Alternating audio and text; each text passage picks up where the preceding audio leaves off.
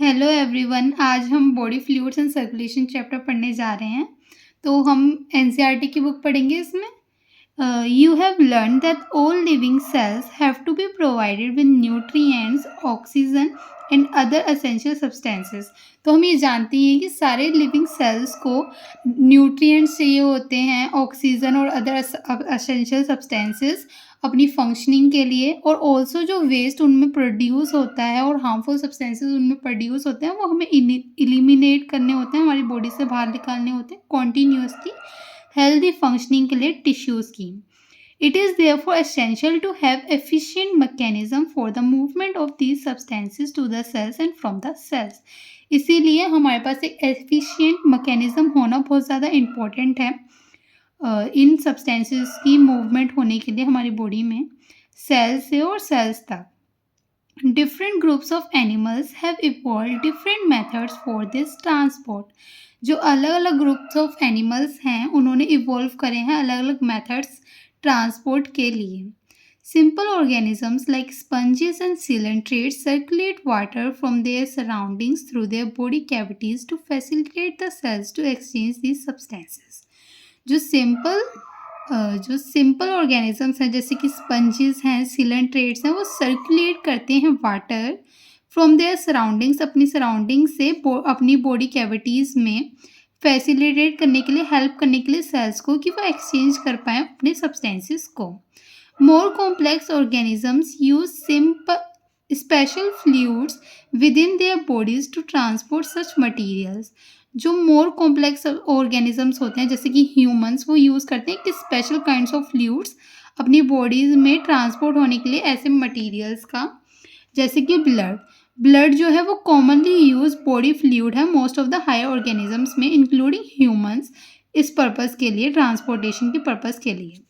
Another body fluid जो कि है लिम्ब, वो ऑल्सो हेल्प करता है ट्रांसपोर्ट करने में सर्टेन सब्सटेंसेस को। इन दिस चैप्टर, इस चैप्टर में हम कंपोजिशन और प्रॉपर्टीज को पढ़ेंगे ब्लड और लिम्फ की। Lymph is also known as tissue fluid and the mechanism of circulation of blood is also explained हेयरइन।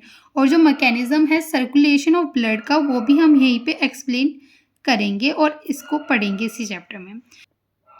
Blood is a special connective tissue consisting of a fluid matrix, plasma and formed elements. तो जो blood है वो एक special connective fluid है, एक special connective tissue है जो कि फ्लूइड मैट्रिक्स, प्लाज्मा और फॉर्म्ड एलिमेंट्स का बना हुआ है। Fluid matrix, plasma and formed elements. सबसे पहले हम प्लाज्मा के बारे में पढ़ेंगे। Plasma is a straw coloured, straw means भूसे के कलर का है plasma. Viscous fluid, viscous means होता है स्टिकी एंड थिक कंसिस्टेंसी वाला, है ना। तो वो फ्लूइड है consisting nearly 55% of the blood, जो कि नियरली 55% ऑफ द ब्लड को कंस्टिट्यूट करता है। 90 to 92% of plasma is water. जो 90 to 92% है प्लाज्मा का हिस्सा वो पानी है। And proteins contribute 6 to 8% of it. और जो प्रोटीन्स होता है वो कॉन्ट्रीब्यूट करता है 6 to 8% इसका हिस्सा। Fibrinogens, globulins and albumins are the major proteins. 3 तरीके के मेजर प्रोटीन्स पाए जाते हैं प्लाज्मा में, जो कि है fibrinogens, albumins and globulins. Fibrinogens are needed for clotting और कोगुलेशन ऑफ ब्लड। जो फिब्रिनोजेंस हैं वो क्लॉटिंग और कोगुलेशन ऑफ ब्लड के लिए जो है चाहिए होते हैं। क्लॉटिंग, हाँ मैं बोल रही थी clotting and coagulation of blood. तो जो फिब्रिनोजेंस हैं वो हमें चाहिए होते हैं क्लॉटिंग और कोगुलेशन ऑफ ब्लड के लिए। ग्लोब्यूलिन्स primarily are involved in defense mechanisms of the body and albumins help in osmotic balance। तो जो ग्लोब्यूलिन्स हैं वो प्राइमरली इन्वॉल्व होते हैं defence mechanisms of the body में, मतलब हेल्प्स करते हैं defence mechanism of the body में। और एल्ब्यूमिन्स जो है वो ऑस्मोटिक बैलेंस को मेंटेन करता है।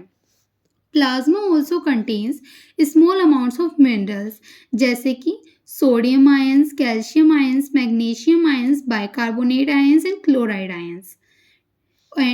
और इसमें ग्लूकोज, अमीनो एसिड्स और लिपिड्स ये भी प्रेजेंट होते हैं।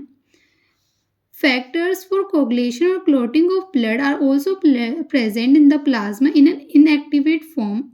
जो फैक्टर्स होते हैं कोगुलेशन और क्लोटिंग के लिए ब्लड के, वो ऑल्सो प्रेजेंट होते हैं प्लाज्मा में इनएक्टिवेट फॉर्म में भी. Factors for coagulation and clotting of blood are also present in the plasma in an inactivate form. जो प्लाज्मा है वो बिना क्लोटिंग फैक्टर्स के कहलाता है सीरम. ये बहुत बार क्वेश्चन हमारा नीट में भी आया है, तो आप इसको ज़रूर याद कर लेना, ये इंपॉर्टेंट है थोड़ा. अब हम पढ़ेंगे फॉर्म्ड एलिमेंट्स के बारे में. तो erythrocytes, leukocytes and platelets are collectively called formed elements. जो एरेथ्रोसाइट्स होते हैं जिन्हें हम आरबीसीज भी कहते हैं, और red blood corpuscles, leukocytes and platelets, WBCs and platelets are collectively called formed elements. इन्हें हम collectively ये सब मिलके क्या कहलाते हैं, formed elements. And they constitute nearly 45% of the blood. Blood का 45% हिस्सा constitute करते हैं formed elements he. Erythrocytes or red blood cells are the most abundant of all the cells in the blood. Blood में सबसे ज़्यादा मात्रा में erythrocytes ही पाए जाते हैं, यानी कि red blood cells. A healthy adult man has on an average 5 millions to 5.5 millions of RBCs milli per meter cube of blood. एक हेल्दी एडल्ट मैन में ऑन एन एवरेज प्रेजेंट होते हैं 5 millions to 5.5 millions of RBCs milli per metre cube of blood में. मतलब एक चीनी के दाने जितने ब्लड में 5 millions to 5.5 millions of RBCs present होते हैं. RBCs are formed in the red bone marrow in the adults. Adults में जो है आरबीसीज रेड बोन मैरो में फॉर्म्ड होती है. RBCs are devoid of nucleus. Nucleus absent होता है RBCs में in most of the mammals में, and are biconcave in shape. Biconcave होती है ये शेप में. They have a red colored iron containing complex protein called hemoglobin. जो RBCs हैं उनके पास एक red colored iron containing complex protein होता है जिसे हम हीमोग्लोबिन कहते हैं. हीमोग्लोबिन इन शॉर्ट हम HP भी लिखते हैं इसको. Hence the colour and name of these cells, इसलिए ही इनका नाम और कलर के हिसाब से ही इस colour red containing haemoglobin protein के. हाँ, तो मैं ये बता रही थी कि आरबीसीज का नाम इसलिए रेड ब्लड सेल्स रखा गया है क्योंकि वो हीमोग्लोबिन को कंटेन करती है.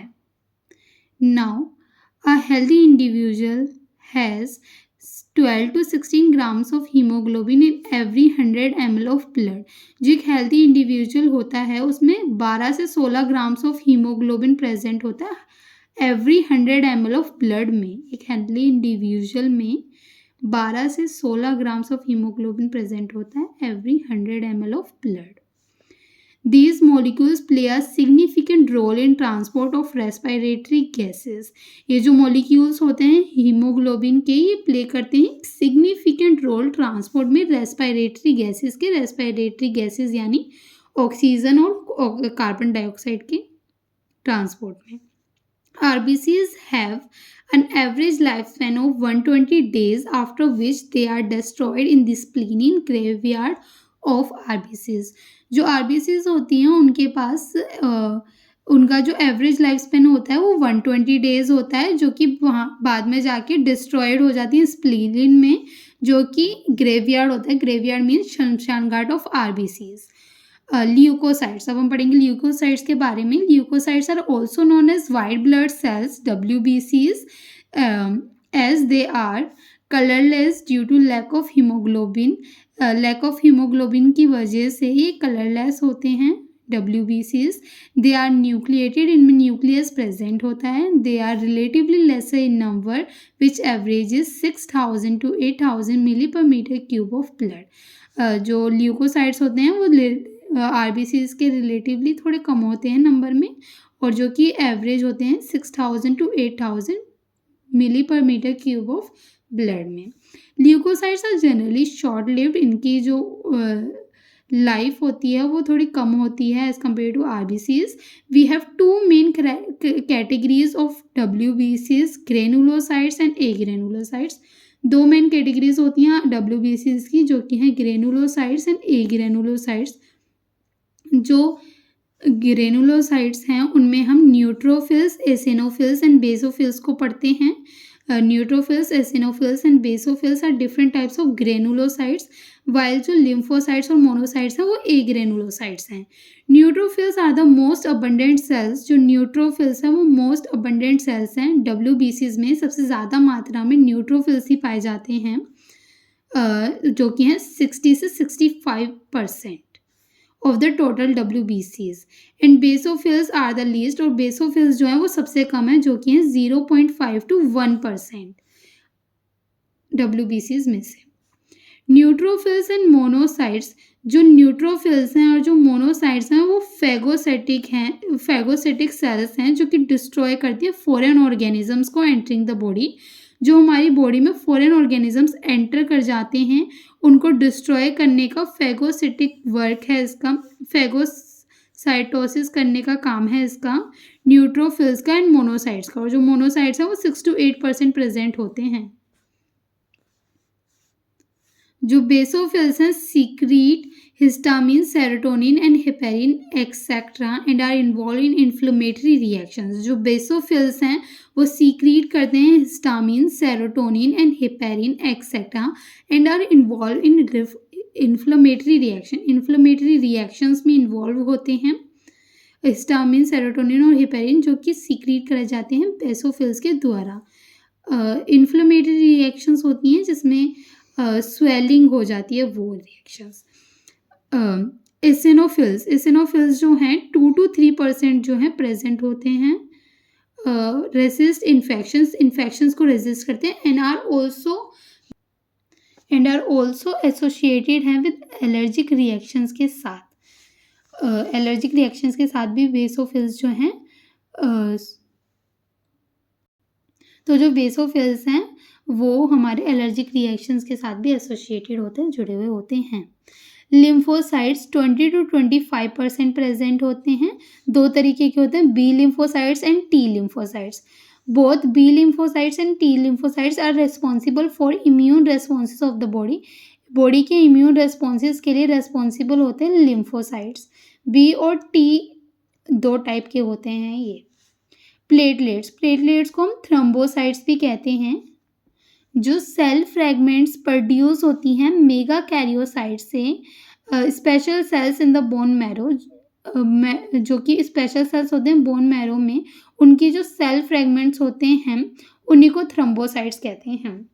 मेगा कैरियोसाइट्स, मेगा मतलब बड़ा और कैरियो मतलब nucleus and cytes mean cells. तो जो बड़े न्यूक्लियस वाला सेल होता है जो कि एक स्पेशल सेल्स होते हैं बोन मैरो में, उनके जो सेल फ्रेगमेंट्स होते हैं उन्हीं को थ्रोम्बोसाइट्स कहते हैं, जो कि रेस्पॉन्सिबल होते हैं ब्लड कोगुलेशन के लिए। Blood normally contains 1,50,000 to 3,50,000 platelets milli per metre cube. जो ब्लड है वो नॉर्मली 1.5 लाख से 3.5 लाख प्लेटलेट्स कंटेन करता है। Platelets can release a variety of substances most of which are involve in the coagulation और क्लॉटिंग ऑफ ब्लड। तो जो platelets होते हैं वो रिलीज करते हैं वेराइटी ऑफ सब्सटेंसेस को, काफ़ी सारे सब्सटेंसेस को, मोस्ट ऑफ विच जो उनमें से जो ज़्यादातर जो हैं इन्वॉल्व होते हैं कोगुलेशन और क्लॉटिंग ऑफ ब्लड में।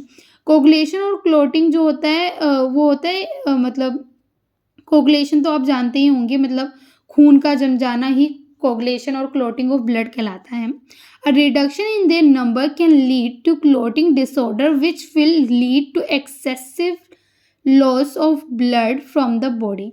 जो रिडक्शन है थ्रोम्बोसाइट्स और प्लेटलेट्स के नंबर में, वो लीड करता है, मतलब आगे जाके वो कॉज करता है क्लॉटिंग डिसऑर्डर को, जो कि हमारा एक्सेसिव लॉस ऑफ ब्लड करवा देती है बॉडी से।